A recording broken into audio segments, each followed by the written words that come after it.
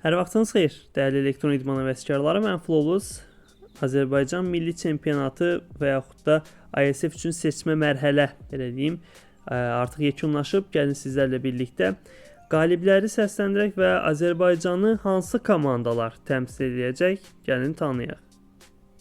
Seçmə mərhələnin qeydiyyatı 6 oyun üzrə Counter-Strike 2, Counter-Strike 2 Women, Dota, Mobile Legends Bang Bang, eFootball və PUBG Mobile oyunları üzrə açılmışdı, amma təbii ki gözlənildiyi kimi Counter-Strike Women üzrə hər hansısa bir qeydiyyat olmadı. Buna görə də 5 oyunla çempionat başladı.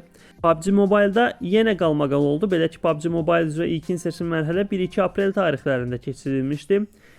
İlk gündə MVP Sport 84 xal, Onyx 44 xal, Qarabağ Horse isə 38 xal toplamışdı. Amma fərq o qədər isə hətta Onyx eSports'un yığdığı toplam xal MVP eSports'un kill points'i qədər idi. Yəni MVP eSports'un kill points'i 44 xal idi. Və bu halla final mərhələsində vəsqə qazandı komandalar.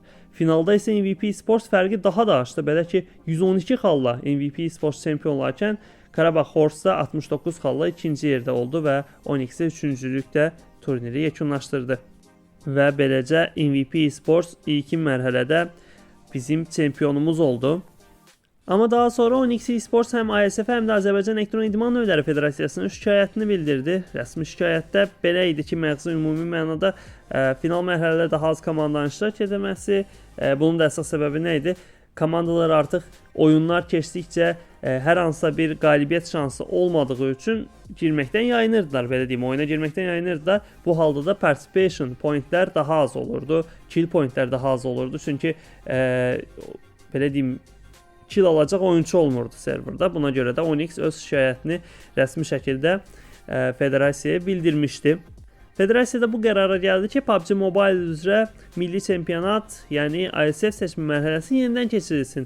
Bu da 28, 29, 30 aprel tarixlərində baş tutdu. Belə ki 28, 29 aprel A və B qrupları üzrə qrup mərhələsi, 30 apreldə final mərhələsi oldu ki, qruplardan ilk 9 yerdə qrupları ilk 9 yerdə yekunlaşdıran komandalar final mərhələsində vəsqə qazanmışdı. 28 aprel A qrupu üzrə əsas belə deyim rəqabət MVP Sports, Onyx və MVP Talent komandaları arasındaydı. MVP Sports yenə böyük bir fərqlə final mərhələsində vəsqə qazandı. Belə ki onlar 90 xal topladı və 63 kill pointlər var idi ki, hansı ki yenə təqribən eyni şey müşahidə olmuşdu. Onyx eSports 67 total points'e sahib idi ki, MVP Talent'e 62 total points'e növbəti mərhələyə vəsqə qazandı. 29 apreldəki B qrupu oyunları daha böyük bir mübarizəyə şahid oldu. Belə ki, burada Qarabağ Horse 62 xalla qrup birincisi kimi final mərhələsində vəsqə qazandı. Amma burada bir mübarizə var idi ki, hansı ki Winners eSports 58 xaldaydı, Prime 55'dəydi, Chef eSports 54 xalla və Seven 49 xaldaydı ki, yəni komandalar bir-birinə yaxın bir xallar toplamışdı. Hansı ki 9-cu yer tutan komanda Wiz klası idi ki, bu final mərhələsində vəsqə qazanan sonuncu komandaydı bu qrupdakı. S4V cəmi 2 xalla, yəni final mərhələsində vəsqə qazana bilmədi. Bu mənada B qrupu daha böyük bir mübarizəyə şahid oldu. 30 aprel tarixi də final günü idi PUBG Mobile üzrə və bu final mərhələsində də nəticə belə oldu. MVP eSports Azərbaycanı Dünya Çempionatı 2025'də təmsil etmək adını yenidən qazandı. Belə deyim, aprel ayı ərzində ikinci dəfə bu ada layiq görüldü. 73 xalla Azərbaycan çempionu oldular. 43 kill points və 30 participation points'də.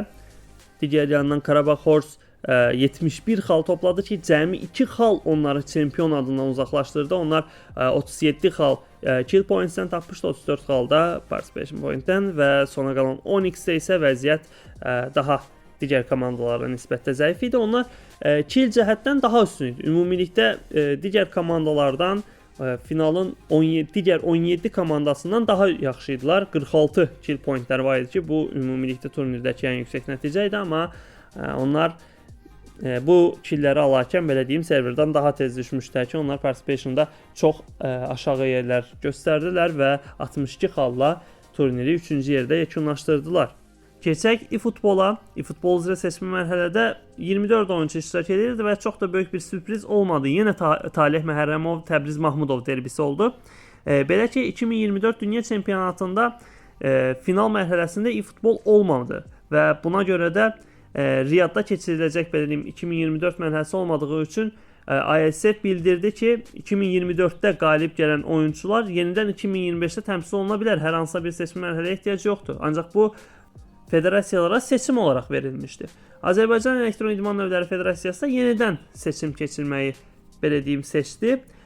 Yenə Talih Məhərrəmov, yenə Təbriz Mahmudov. Keçən il Təbriz Mahmudov 2-0 hesabı ilə Talih Məhərrəmova qalib gəlmişdi. Bu ildə Talih Məhərrəmov Best of 3 şəklində keçirilən oyunlarda, turnirlərdə heç bir məğlubiyyət almadan bütün rəqiblərini 2-0 məğlub elədi və finala gəldi. Finalda da Təbriz Mahmudovu 2-0 hesabı ilə məğlub edərək Talih Məhərrəmov Azərbaycan çempionu oldu. Ancaq 2025-ci il dünya çempionatında iştirak üçün, Azərbaycanın təmsili üçün öz həmkarına belə deyim güvəndi. Təbriz Mahmudova öz yerini verdi və beləliklə Təbriz Mahmudov yenə yenidən Azərbaycanı e-futbol üzrə dünya çempionatında təmsil edəcək.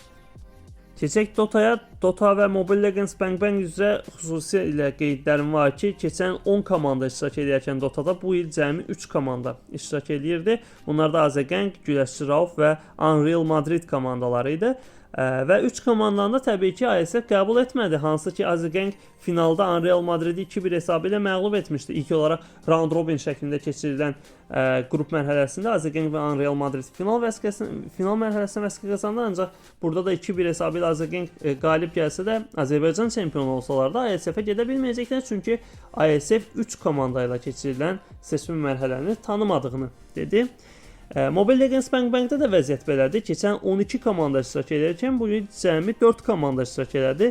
Qalib dəyişmədi. Çempion yenə Soda Line-dır. Yenə Azərbaycanın Mobile Legends Bang Bang üzrə ən yaxşı komandası Soda Line oldu. 2-0 hesabı ilə rəqiblərinə qalib gəldi. Həm yarım finalda, həm də ki final mərhələsində. Buradakı əsas səbəb nə ola bilər? Daha az komandanın olması. Yəni Dota'na 10 komandadan 3 komandaya düşmək, Mobile Legends'ə 12 komandadan 4 komandaya düşmək ola bilər ki, pul mükafatının olmamasıdır. Çünki artıq seçim mərhələlərdə, ISF seçim mərhələlərində və yaxud da milli çempionatlarda belə deyim, pul mükafatlar nəzərdə tutulmur. Çünki burada əsas məqsəd Azərbaycanı təmsil etməkdir. Ona görə bu komanda saylarındakı azalma bu səbəbdən ola bilər. Və keçək Counter-Strike'a, sonuncu belə deyim seçim mərhələ oyununa. Counter-Strike 2-də də çox da böyük bir sürpriz olmadı əslində. Keçən il final mərhələsində qarşılaşan Take Control və Akatsuki, hansı ki Azərbaycanın ən güclü 2 komandası deyə biləcəyimiz komandalar bu il eyni səbətdə, yəni belə deyim braketin eyni qolunda qarşılaşmışdı. Final kimi bir oyun oldu bu komandalar arasında. 2-1 hesabı ilə Akatsuki keçdi yenə. Bu dəfə isə Take Control daha böyük bir mübarizə şücaət göstərmişdi ki, hansı ki ilk olaraq 13-10 hesabı ilə ilk xəritdə qalib gəlsələr də ardınca 13-7 məğlub oldular və bizə qalibi və hesab olunurdu ki, böyük ehtimalda çempionu göstərəcək oyunda da 16-14 hesabı ilə overtime'larda Akatsuki qalib gəldi və 2-1 hesabı ilə final mərhələsinə adını yazdırmışdı. Take Control bura qədər 13-11 hesabı ilə Viyanı da keçmişdi ki, bu da gərgin keçən mübarizələrdən biri idi. Finalda da Akatsuki çox da çətinlik çəkmədi. Proflu timi 2-0 hesabı ilə məğlub etdi və yenidən Azərbaycan çempionu oldu. Beləliklə Azərbaycanı 2025 dünya çempionatında təmsil edəcək komandalar və oyunçular bunlardır. PUBG Mobile üzrə MVP eSports, eFootball üzrə Təbriz Mahmudov, Mobile Legends Bang Bang üzrə Soda Line, Counter-Strike 2 oyunu üzrə isə Akatsuki. Təəssüf ki, Dota'dan hər hansısa bir komanda Azərbaycanı təmsil edə bilməyəcək ISF-in turniri tanınmaması səbəbindən. Nəticə hesabı ilə bu 4 komandaya, belə deyim 4 oyuncu və komandaya uğurlar arzulayıram. Azərbaycanı ən yaxşı şəkildə təmsil edəcəklərinə əminəm.